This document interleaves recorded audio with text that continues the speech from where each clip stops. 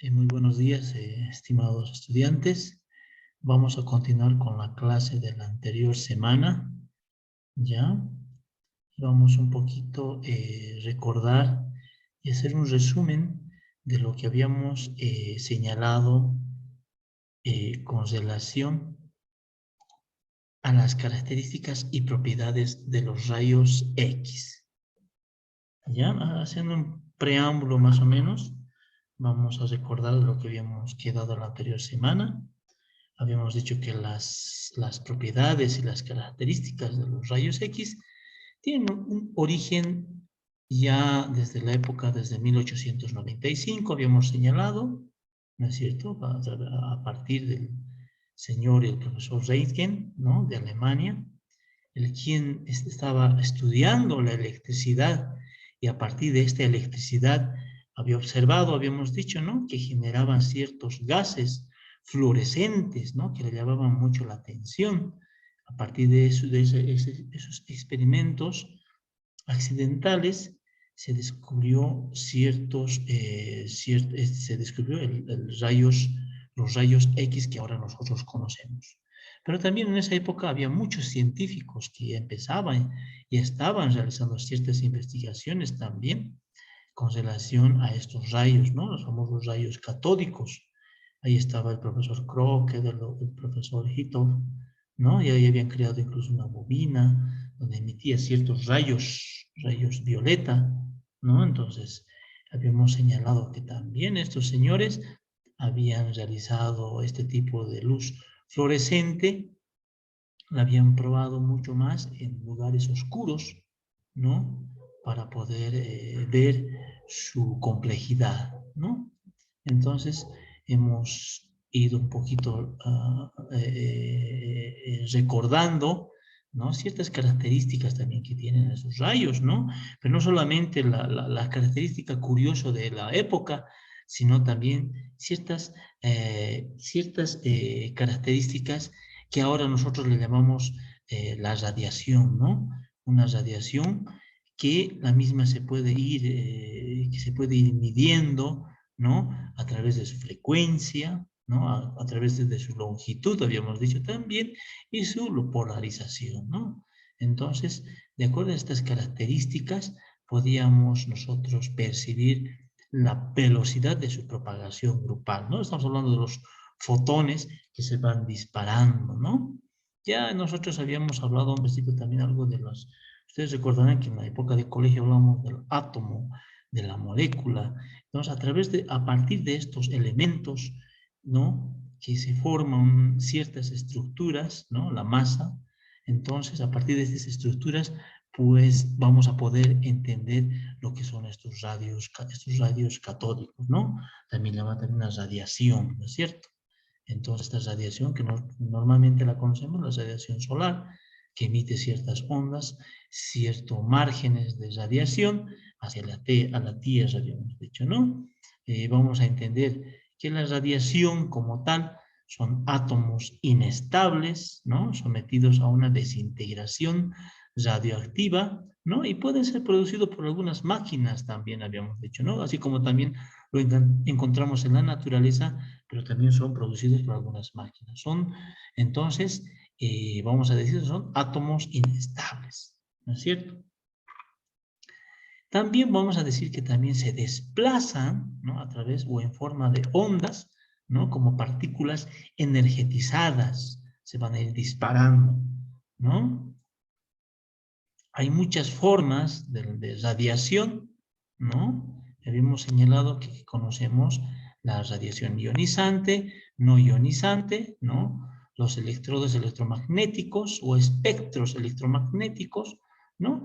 Y a través de eso vamos a ir conociendo diferentes tipos de radiación, habíamos señalado, ¿no? Diferentes tipos de radiación, ¿no? Hay radiación ionizante, no ionizante, entonces, que tal vez nos tropezamos todos los días, estamos conviviendo y conviviendo con radiación, imagínense, ¿no? A partir del sol ya estamos viviendo una radiación, ¿no? A partir de ver una tele, de tener un celular, ya estamos viviendo con la radiación constante. No es tóxica, pero sí es acumulativa en nuestro cuerpo, ¿no? Entonces es bueno que nosotros como profesionales odontólogos que trabajamos con rayos X, tenemos que también saber la peligrosidad de ciertos rayos, ¿no es cierto? Entonces es importante también distinguirlos, habíamos dicho, ¿no? La radiación, ¿en qué consiste la radiación ionizante? ¿No? Vamos a decir, vamos a repetir que es una energía, ¿no? Que destruye. Bueno, esta ionizante es la que va a destruir electrones, ¿no? A partir de los átomos. Vamos a recordar un poquito que el átomo, ¿no es cierto?, compuesto por ciertos electrones, ¿no? Se acordarán, tienen neutrones, tienen protones de carga positiva, ¿no es cierto?, electrones de carga negativa, y los neutrones que no tienen carga, ¿no es cierto?, que están generalmente en la parte del núcleo. Es como un universo, ¿no? En cierto momento, este tipo de electrones, ya lo había señalado según Boas y Guay, hablaba el famoso doctor Niels Bohr, se llama el doctor, ¿no? En 1913, ya había hablado de este átomo y las características, ¿no? Cómo pueden estos elementos pueden influir a través de la radiación, ¿no es cierto? A través de ciertas ondas que existen alrededor del núcleo. Él hablaba también que existen como 7 capas o 7 órbitas de acuerdo al metal o al mineral con el que estamos hablando, ¿no? Él nos refería que existían alrededor de la primera onda, ¿no?, de un átomo, es la primera órbita, es la K, la siguiente órbita era la L, la siguiente órbita era la N, la otra órbita era la O, y así sucesivamente la M, la P y la Q, ¿no es cierto? Cuán importante era esta disposición para poder entender la fuerza, ¿no es cierto?, de destrucción de estos electrones, ¿no?, de movimientos de acuerdo a las órbitas. Cuanto más cerca del núcleo se encontraba, tenía mucho más poder, mucho más fuerza al salir disparada, ¿no es cierto? Entonces, a partir de ahí vamos a poder entender cómo estos elementos radioactivos van destruyendo, o si no, van desplazando de acuerdo a su energía y a su potencia y a su fuerza, ¿no? Y a través de eso podrían atravesar ciertas estructuras sólidas, como también estructuras débiles, ¿no? Entonces, tenemos que entender entonces que para nosotros, cuando hablamos de radiación ionizante, estamos hablando de destrucción, ¿no? Una energía poderosa que influye y va destruyendo, ¿no es cierto?, ciertas estructuras, incluso de células vivas, habíamos dicho, ¿no es cierto? Y claro ejemplo ha sido mucha en experiencia y dentro de la historia mundial, habíamos señalado diferentes desastres, ¿no? Habíamos dicho entre ellos el famoso desastre que ya habíamos comentado, ¿no es cierto?, el desastre de Chernobyl, ¿no? Habíamos comentado también ese desastre que pasó en el mundo, ¿no? Pero también no tenemos que olvidar que estas radiaciones, habíamos dicho que pueden producirse en máquinas. Claro ejemplo es de los equipos que nosotros manejamos en el laboratorio, ¿no es cierto? Y vamos a manejar, pero estos equipos ya son calibrados, ¿no es cierto?, y para el uso de los pacientes, pero aún así no deja de ser peligroso, ¿no es cierto? Entonces hay que tomar muy en cuenta esto, mis queridos amigos, ¿no es cierto? También vamos a hablar que son partículas cósmicas que también pueden venir del espacio, esas energías y estas moléculas radioactivas, ¿no? Y provocar radiación, provocando una desintegración, ¿no?, del átomo en su totalidad, ¿no? Habíamos hablado de un ejemplo claro, ¿no?, en la historia del mundo, ¿no? Justamente ahora hablando de los problemas que existen entre Rusia y Ucrania, habíamos comentado cómo una radiación puede destruir todo el tejido vivo, ¿no? De acuerdo a este desastre, uno de los elementos que en esta fábrica o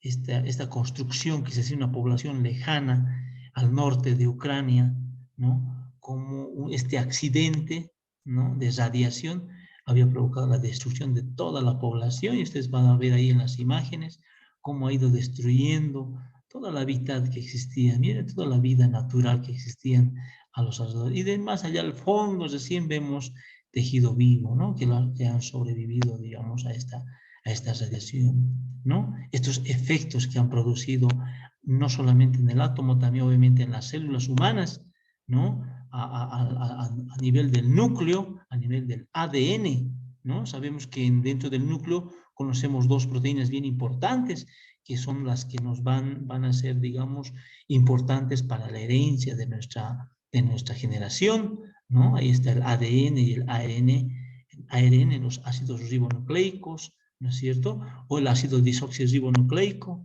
que son parte de la célula, ¿no? Y entonces estas van a ser afectadas por esta radiación, ya que van afectando a nivel molecular, ¿no es cierto? Se va destruyendo. Entonces, miren cómo ha afectado, cuántas personas han muerto en este accidente, cuántas personas han dado la vida para que esta radiación no llegue al mundo entero.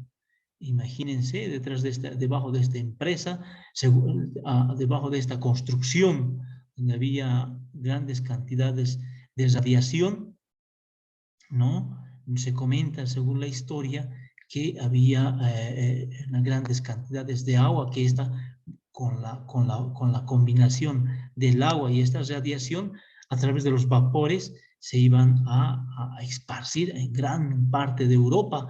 Quién sabe, parte de Europa iba a llegar hasta Sudamérica. Entonces se comentaba esa gravedad, ¿no? Y cuánta gente ha muerto por salvar, digamos, ¿no?, la vida de muchas personas, qué causas, qué secuelas ha dejado esta destrucción de radiación mundial, ¿no? Entonces, es muy triste, es una parte de nuestra historia muy triste que tenemos que tomar en cuenta y no cometer estos mismos errores, ¿no es cierto?, estos accidentes, ¿no? Grandes personas no conocíamos mucho manejo de esto. Lamentablemente, este tipo de radiación son invisibles a la vista del ser humano, no se huelen, no se sienten, pero están presentes. Es por eso que este investigador, Reinstein, le llamaba la atención. Era un tipo de energía que no lo podíamos ver, no lo sentíamos, pero estaba ahí, ¿no es cierto? Estaba ahí y solamente con ciertos gases fluorescentes se lo podía observar. Entonces eso le llamaba la atención a Reinstein, ¿no? Por eso en esa época había muchos accidentes biológicos, deformidades, por causa de este tipo de radiación acumulada. Y lamentablemente acumulativa esta radiación, ¿no? Entonces, importante recordar estos datos, mis queridos amigos, para poder tomar en cuenta de cuán importante, digamos, son estos elementos, poderlos respetar y tenerlos mucho cuidado al momento de la protección, ¿no? Entonces es importante ponerse a veces el mandil plomado, el collarete, porque ciertas estructuras de nuestro cuerpo son muy sensibles a este tipo de radiación, ¿no? Entonces, es importante que tomemos en cuenta. Y ahí hablamos un poquito ahí estamos mostrando un poquito una imagen de un átomo, ¿no? En el caso de la radiación no ionizante, ¿no? En el caso de radiación no ionizante, en estos casos solamente choca y se abre paso el átomo, ¿no? Para poder continuar su dirección, ¿no? En este caso estamos hablando de los celulares, de los televisores, ¿no es cierto? Las famosas estufas eléctricas. Hay diferentes aparatos que nos vivimos todos los días. Estamos viviendo con radiación no ionizante, ¿no? Que si bien no es tan contaminante como la otra, muy destructiva como la otra, pero no deja de ser una radiación, ¿no, mis queridos amigos? Entonces es importante tomar en cuenta. La diferencia de la no ionizante, ¿no?, y la ionizante, habíamos dicho que esta no destruye, ¿no? Solamente la desplaza, ¿no? O se hace a un lado, ¿no? Se abre paso, ¿no? Con movimientos vibratorios se van abriendo paso, ¿no? Habíamos hablado de las ondas de radio, la luz visible, la misma luz visible es la única que tal vez podemos ver en el momento que se dispara, ¿no? A muchos tenemos microondas en las casas, en nuestras cocinas, Ahí es donde, claro ejemplo que vemos, van a ver que el dispositivo o este microondas, ¿no? Hace que nuestro alimento que estamos, lo estamos radiando, ese calor que emite es producto de la radiación, ¿no es cierto? De la radiación que está emitiendo este aparato, ¿no? Producto de esta radiación logra calentar nuestros alimentos que comemos nosotros normalmente todos los días, ¿no? Entonces, es importante tomar mucho en cuenta esto, ¿no? Ya habíamos dicho también que hay otro elemento que es el espectro electromagnético, no son energías de radiación, son ondas, ¿no? Ondas de energía que van de izquierda a derecha, ¿no? De acuerdo a la intensidad, a la distancia, vamos a poder distinguir su fuerza de penetración, ¿no? Entonces hay que también distinguir esta onda que siempre va a estar junto con ciertas partículas que nosotros vamos a señalar en la siguiente, acá, ¿no? Tipos de radiación. También habíamos señalado que conocemos los tipos de partículas alfa, que no estamos no las vemos mucho, pero sí a partir de las partículas beta estamos constantemente nosotros encontrándonos con los rayos gamma, ¿no es cierto? Y el más famoso y más útil, nuestro famoso rayos X, que nosotros vamos a ir trabajando con estos rayos, que de alguna manera se nos es útil, ¿no es cierto? A pesar de sus riesgos. Entonces, tener mucho en cuenta, mis queridos amigos, ¿no? Hablamos de las partículas alfa, habíamos dicho que son positivas, tienen una carga positiva, ¿no? Provienen de estas partículas producto de una desintegración de elementos reactivos que son mucho más pesados, ¿no? Son partículas mucho más pesadas, ¿no? Por su mismo peso no van a poder llegar muy lejos, ¿no? Llegan hasta cierta parte y se cortan, tienen una distancia muy corta, también habíamos señalado, ¿no? Entonces hay que tener muy en cuenta también eso. No pueden alejarse mucho del átomo por el peso que tiene, por la carga que está llevando. Entonces, por lo tanto, no son muy dañinas solamente si lo vemos externamente, pero si esto, al igual que todas las partículas, lo dejamos en una herida, va a ser un desastre, ¿no? Un desastre total.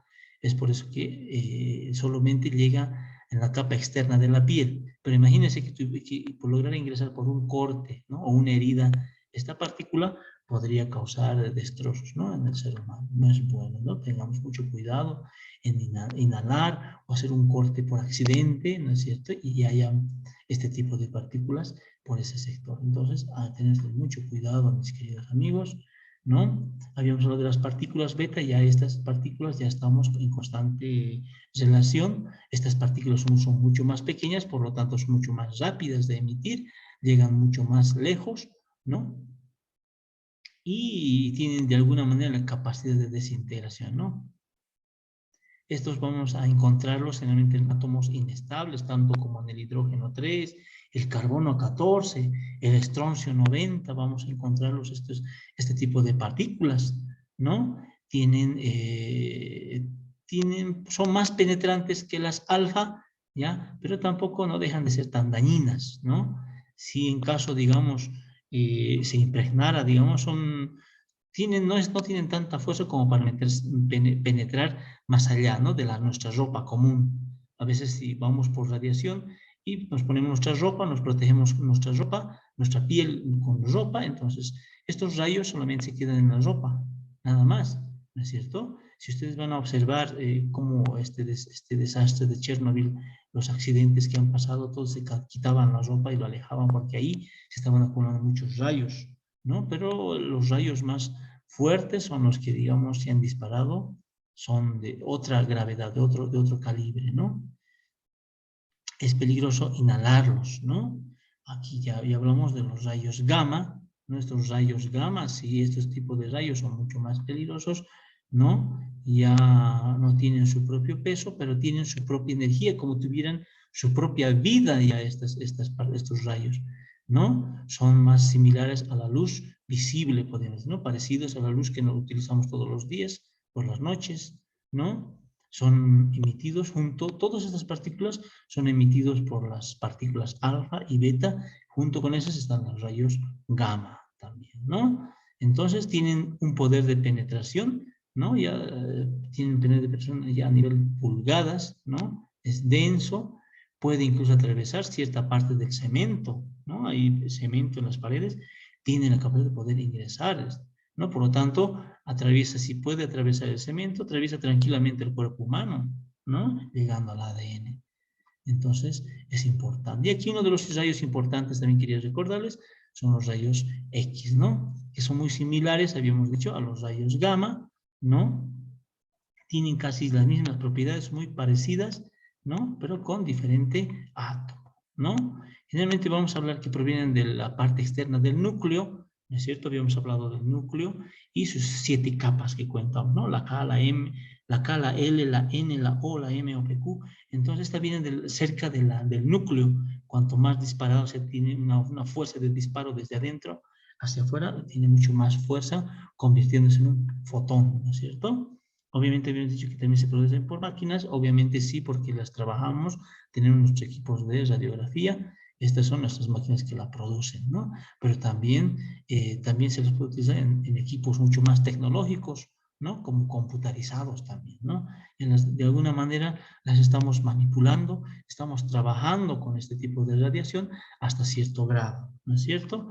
Pero no deja de ser, como les decía, peligroso, ¿no? Industrialmente también se trabaja con este tipo de rayos, ¿no? Tanto en los aeropuertos, habíamos dicho, ¿no? En algunos controles también, o procesos de investigaciones, y todo esto también es muy útil, digamos, este tipo de radiación.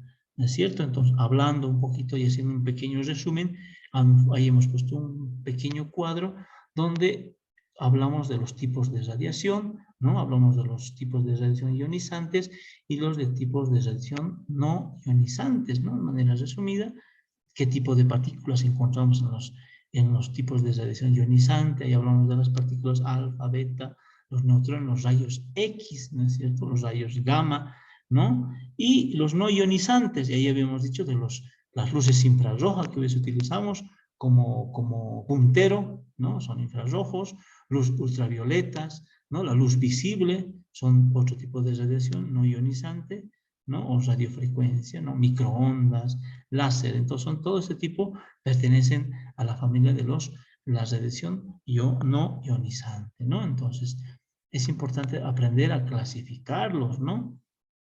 Por eso habíamos dicho de manera resumida que las propiedades que tienen estos rayos X son que van en línea recta, ¿no? Por lo que van a una velocidad de 3 por 18 a la octava metros por segundo, ¿no? Tienen también la capacidad, es altamente penetrante, ¿no? Va a diferentes profundidades de acuerdo a los kilovoltajes o a los miliamperios que le podamos dar, ¿no? De electricidad. Entonces, esto pueden tener una capacidad de penetración, ¿no? También tienen por las características, pueden tener la capacidad de atravesar ciertas estructuras, ¿no? Habíamos dicho también que afectan las películas, pueden ser afectadas por las películas fotográficas como la luz misma, ¿no? Son mucho más intensos, ¿no? La fluorescencia, ¿no? De estos materiales, ¿no? Tienen cierta sensibilidad, digamos, a este tipo de elementos, ¿no? Obviamente tampoco no pueden ser desviados eléctricamente, ¿no? Ni magnéticamente, ¿no? ¿No? Estas partículas no tienen su propia carga, ¿ya? Hemos dicho que son invisibles a los lentes también, ¿no? Y durante toda su trayectoria, ¿no? Emiten un campo magnético, ¿no? En ángulo recto, ¿no? Entonces, un campo de energía. Entonces, desprenden un tipo de energía en su movimiento, en su disparo, ¿no es cierto? Y también podemos demostrar que tienen diferentes tipos de propiedades reflexivas, ¿no? De polarización, ¿no? Como toda una molécula normal, no tiene masa, tampoco tiene peso, no tiene carga. Estamos con las características de un fotón, ¿no? No tiene carga, no tiene carga eléctrica, ¿no? Y se transfiere en forma de paquetes, ¿no? En forma de fotones. Cantones, otros le llaman cuantos, otros le llaman fotones, ¿no? Tienen una longitud aproximada de entre 10 a 0,1 angstroms, ¿no? Entonces son súper pequeños. Ahí pueden ver cómo estos rayos alfa, ¿no es cierto? El rayo alfa llega hasta el papel nomás, no puede pasar más, ¿no? El rayo beta atraviesa el papel, pero se queda en el aluminio, ¿no? Que es un elemento de barrera. Sin embargo, el rayo X atraviesa el papel, atraviesa el aluminio, pero se queda en el plomo, que es un material que nosotros utilizamos en el laboratorio, ¿no? Nuestras láminas o nuestros mandiles plomados, ¿no? Hasta ahí. Pero los rayos gamma, miren que atraviesa todo, atraviesa el papel, atraviesa el aluminio, atraviesa el plomo, ¿no? Llegando hasta el hormigón, una construcción de puro cemento, a pesar de eso, ingresa algunos centímetros. Imagínense, una persona para protegerse de este tipo de radiación, imagínense que tienes detrás de una pared de plomo, de aluminio y un hormigón, ¿no? De cemento. Recién se está protegiendo de estos rayos, imagínense, ¿no? Qué facilidad tienen de poder penetrar ciertas estructuras sólidas, ¿no? Hemos dicho que no puede detectarse con ninguno de nuestros sentidos, no podemos verlo nosotros, ni olerlo, ni degustarlo, ni escucharlo, ni poderlo tocar, ¿no? Es invisible al ser humano. Imagínense, es como pelear con algo que no vemos, ¿no? Es imposible, y tener mucho cuidado con esto, solamente tenemos que prever que está ahí, ¿no? No se requiere ningún medio para su propagación. Si no se requiere, ¿no? Automáticamente conocemos las partes naturales que existen, las características naturales que tiene estos rayos, ¿no? Estas moléculas, ¿no? Entonces, continuando a lo que habíamos hecho, un resumen de lo que habíamos avanzado, vamos a seguir con las características de la radiación, ¿no? Habíamos señalado que no vamos a podernos alejar de las características atómicas que tienen también esta radiación, ¿no? Vamos a señalar que tiene una transmisión electrónica, ¿no? Como ustedes han visto, tenemos dentro del cabezal de nuestro equipo de rayos X, contamos con un enchufe, tiene nuestro equipo mismo, que va a generar una transmisión eléctrica, ¿no es cierto?, al cabezal de nuestro equipo de rayos X, ¿no es cierto? Este electrón esta transmisión eléctrica va a conformar o va a formar electrones de corriente con capa externa, donde tenemos ciertas fibrillas de tungsteno, ahorita vamos a mostrar el equipo, ¿no? Y a partir de ahí son disparadas, ¿no? Vamos a señalar que se disparan a partir de la onda K, como ustedes acá pueden ver. Miren, habíamos señalado que tiene 7 capas nuestro átomo, ¿no? Y habíamos señalado K, L, M, N, O, P, Q. Pero miren, imagínense desde la capa interna disparada nuestros electrones. Miren, desde la capa K. Y tienen mucha fuerza para poder disparar desde ahí, ¿no? Con una fuerza de 70 kilovoltios, ¿no? Va incrementando. Y a medida que va incrementando su velocidad, va aumentando su radiación. ¿No es cierto? Entonces, convirtiéndose en una fuerza fotónica, ¿no? Cuando hemos dicho que un fotón es la destrucción de un electrón que queda independiente, destruye el átomo y se sale independiente y se convierte en un fotón, ¿no? Este fotón va atravesando los diferentes niveles de diferentes órbitas, ¿no? Es una de las principales características que tiene este fotón, ¿no? También vamos a hablar de los rayos X que pueden ser también ajustables, ¿no? Son ajustables los rayos X, es la ventaja a los parámetros del trabajo que queremos utilizar. De acuerdo a lo que nosotros queremos trabajar, nuestros rayos X también podemos nosotros calibrar. Ya tenemos en la actualidad, ya podemos calibrar nuestros equipos radiológicos, ¿no es cierto? Ya lo calibramos de acuerdo a miliamperios o miliamperios o kilovoltios, ¿no? Y de acuerdo a eso se van a ir disparando nuestros átomos o nuestros fotones y provocando nuestra radiación para poder percibir o poder observar ciertas estructuras, ¿no?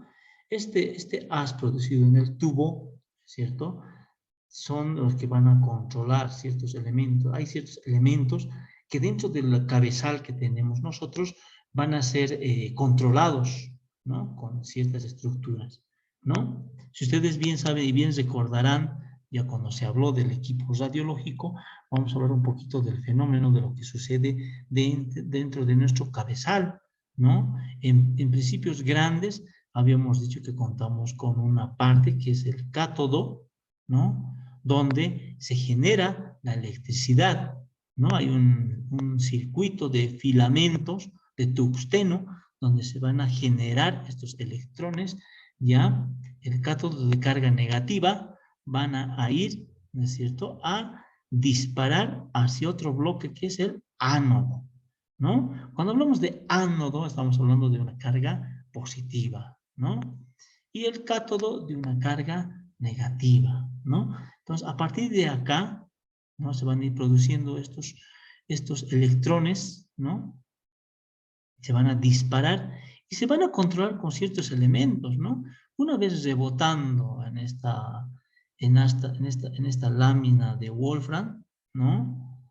Entonces se van a disparar, ¿no? Contamos con un filtro al salir, que lo va a ir controlando, va a ir purificando estos rayos, ¿no? Un filtro, un colimador que ya entrando al tubo, vamos a encontrar uno que va limitando la radiación útil, ¿no? Porque lo que no es útil se va a ir, digamos, se va a ir eliminando en las paredes, ¿no? Y va a ser muy importante la distancia, ¿no?, que en la que vamos a realizar con relación al paciente antes de llegar al paquete radiográfico, ¿no? Entonces pasa por diferentes limitaciones. De alguna manera lo vamos controlando este rayo para que vaya y sea un rayo eficiente, ¿no?, para nuestro uso, ¿no?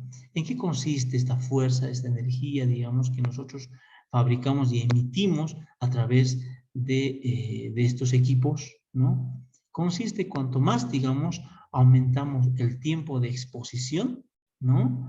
También y mantenemos el tiempo y aumentamos la intensidad expresada en miliamperios, ¿no? Y la tensión expresada en kilovoltios, ¿no? Va a doblegar, digamos, el tiempo de exposición y por lo tanto va a aumentar también el número de fotones. No sé si me dejo entender. A ver, otra vez, ¿no? Cuando hablamos de tiempo de exposición, al agregar el tiempo de exposición, estamos agregando la intensidad o estamos manteniendo la intensidad y también estamos manteniendo la tensión. ¿Ya? Es lo mismo. Al aumentar el tiempo, estamos manteniendo en palabras eléctricas la intensidad y la tensión, ¿no? Estamos manteniendo, y al mantener, ¿no?, mucho tiempo la radiación en un punto, estamos haciendo que se multipliquen la cantidad de fotones, ¿no? Estamos doblegando la cantidad de fotones. ¿Qué quiere decir esto? Que cuando mucho tiempo estamos disparando una radiación, estamos haciendo que haya más radiación en ese lugar, ¿no? Es por eso que tenemos nuestro consolador. Cuando apretamos nuestro panel de control, el momento de disparar, ¿no es cierto?, tiene un tiempo limitado. Nosotros contamos hasta 3 segundos, pero el botón es un segundo, tic, dispara y corta, ¿no es cierto? Es segundos, solo en cuestión de segundos hace el disparo, ¿no es cierto? Ya está calibrado. Entonces, de alguna manera, se han creado ese tipo de equipos que de alguna manera, ¿no?, estamos, digamos, controlando la cantidad de fotones que están siendo expulsadas, ¿no? Eso quiere decir, ¿no? Que de alguna manera, a cambio del tiempo, estamos controlando el tiempo para la cantidad de fotones que ha sido disparado por nuestro equipo, ¿no? Que es importante. Cuando hablamos de radiación, estamos hablando de estos mismos fotones, ¿no? Estamos hablando de la cantidad de fotones en el lugar. Estamos hablando de lo más sencillamente posible para que ustedes puedan entender, porque si vamos molecularmente bien, nos vamos a confundir. Lo estamos tratando de hacer lo más comestible para que podamos entender, mis queridos amigos, ¿ya? Entonces, cualquier duda también me lo hacen presente. Entonces, cuando hablamos de radiación, estamos hablando del número de fotones que llegan al paciente, atraviesa el paciente, llegando a la película, ¿no? Un tipo de radiación directa, ¿no? Pero que está basada en la corriente y el tiempo. La corriente y el tiempo van a estar, digamos, van a ser favorables para que la salida de los fotones o la salida de la línea radiográfica sea lineal a esa lineal nosotros le llamamos rayo central. ¿Se acuerda? Manejamos, ¿no es cierto? El RC que ponemos nosotros en nuestros ejemplos es de acuerdo a la, digamos, a la corriente que le estamos dando para que fabrique este tipo de electrones que se transformarán en fotones, ¿no? Y va a ser lineal de acuerdo a la corriente y el tiempo que lo estamos emitiendo, ¿ya? Eso por favor no se olviden. Este tipo de radiación, ¿no es cierto? Por así decirlo, controladas con la corriente y el tiempo, ¿no? Van a variar entre un equipo y otro equipo radiográfico que nosotros utilizamos. ¿Ya? Por lo tanto, no es mucha la diferencia, pero tiene la misma lógica para poderlo entenderlo así. ¿Ya? Cuando hablamos de tensión del tubo, ¿no es cierto? Estamos hablando de la energía que llega a alcanzar esta tensión, ¿no?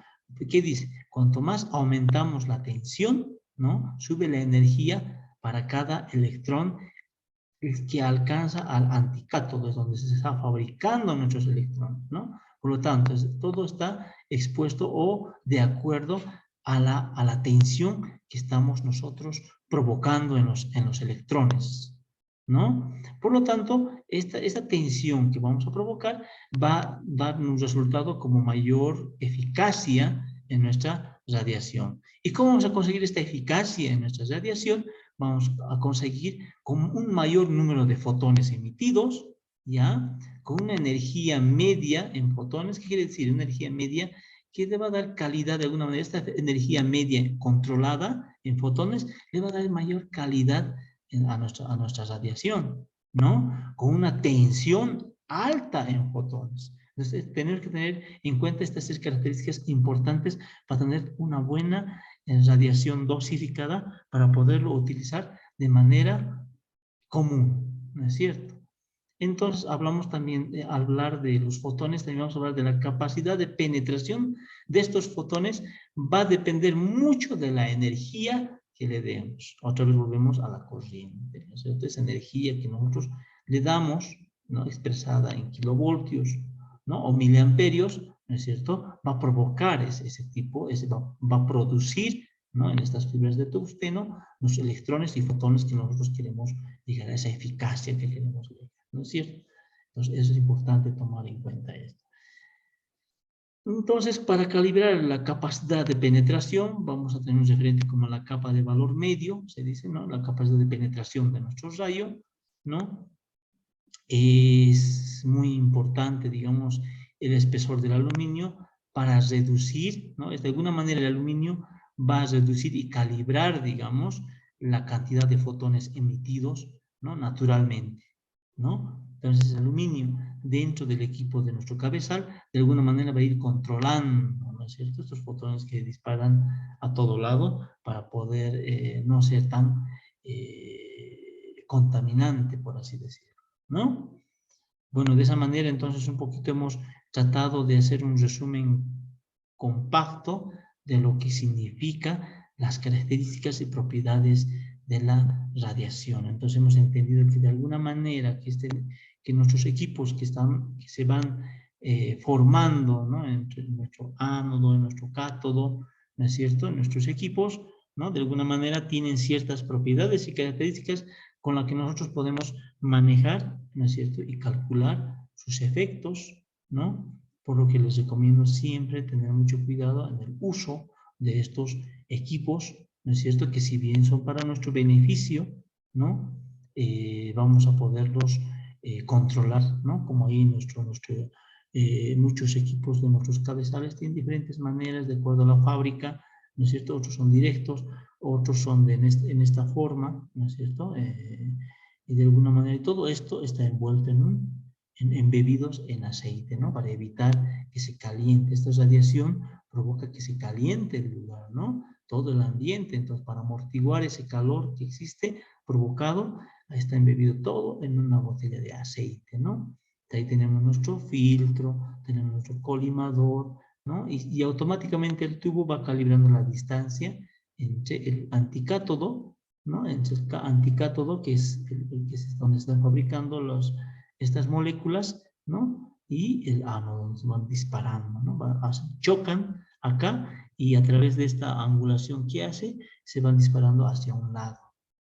¿No es cierto? Entonces, aquí hay un bloque de wolframio, ¿no? Un metal que ya cuando les he explicado de los equipos radiológicos, ¿no? Tiene una molécula tiene la capacidad de no calentarse mucho, ¿no? Por eso, los metales no son por suerte, sino son los metales que van a ayudar a poder manipular, ¿no? Por así decirlo, nuestra radiación, ¿no? Entonces, importante tener mucho en cuenta ciertas características y propiedades que tiene nuestra radiación, que nos permite de alguna manera poderlo manejar, ¿no? Entonces, sin otro más que aclarar, si alguna duda tuviéramos, no duden en preguntar, que nosotros, mi persona, como el doctor Daniel Buenaveres, con todo el gusto del mundo, nos vamos a aclarar, ¿no? Ahí vemos muchos de los equipos con que normalmente utilizan también radiación, ¿no? En nuestro caso, habíamos dicho que la radiación no iónica y la iónica son las que constantemente, con las no iónicas, con las que constantemente nosotros estamos trabajando, nos permiten ver rayos invisibles, en este caso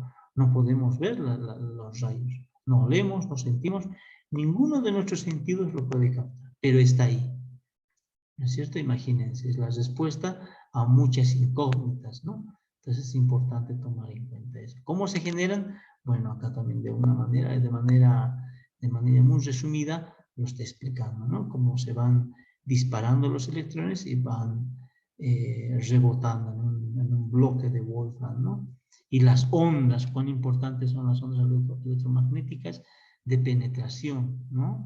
Depende cómo se van disparadas, ¿no? Estos fotones tienen un tipo de ondas, ¿no? Cuanto más cercanas, tienen más fuerza, por así decir, palabras sencillas, tienen más fuerza de penetración, ¿no? Entonces, importante conocer la magnitud del beneficio, ¿no? Que tienen estos rayos también, así como también lo peligroso que son, ¿no? Bueno, muchas gracias por su atención, espero que haya sido fructífera y lo más entendible y comprensible, considerando la complejidad del tema, ¿no es cierto? Pero hemos tratado de ser lo más digerible posible, ¿no?